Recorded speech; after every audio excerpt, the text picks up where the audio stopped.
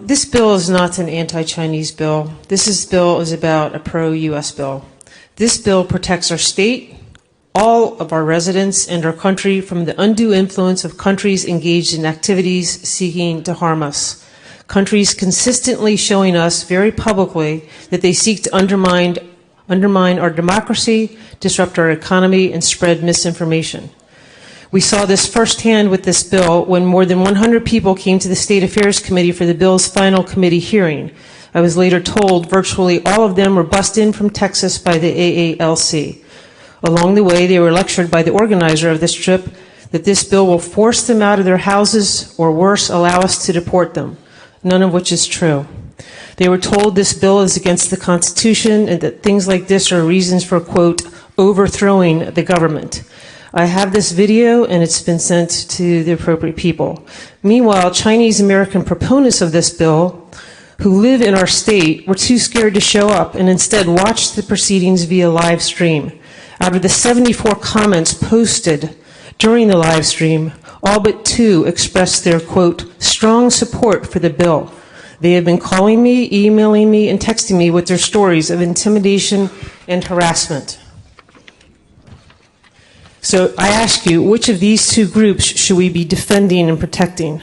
The communist threat to our nation is real. We have seen in recent weeks the illegal police stations the Chinese Communist Party has set up throughout our nation, the surveillance balloons traversing our country, the IT farm locations set up to enable the CCP to disseminate false information pertaining to our elections, our foreign policy, and other issues.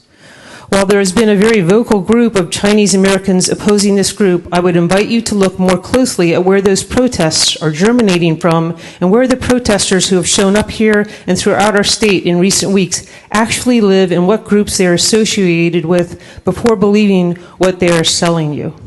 A WeChat group was set up by the Chinese American community supporting this bill.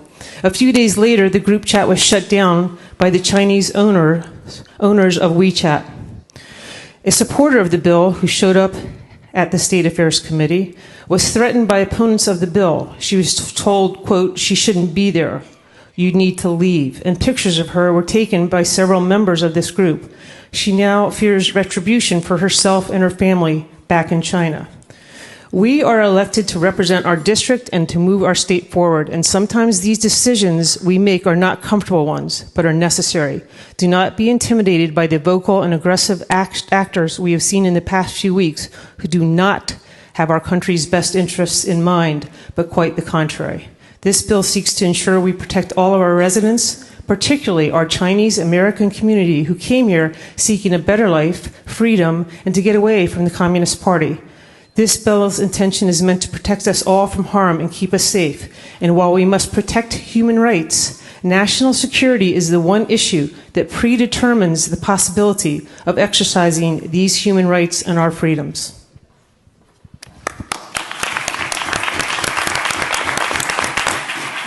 Representative Snyder.